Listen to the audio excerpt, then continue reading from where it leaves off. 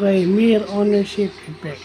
So, mas mataas ang ating pagpapahalaga o sentimental value dahil yun ay ating pag-aari.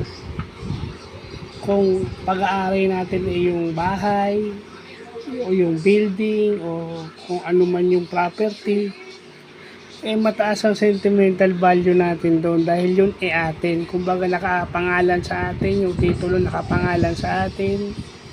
Tayo talaga may-ari, tayo ang naghirap na ipatayo yan, kaya nagkaroon ng ganyan.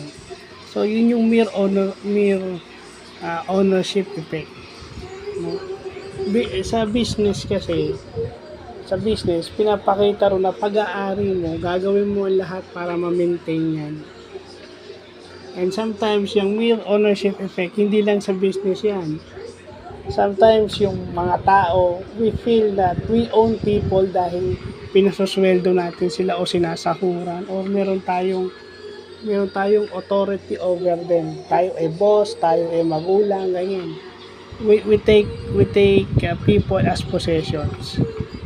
But the mere ownership effect talk about high value dahil tayong may-ari, tayong nagpo-possess niyan.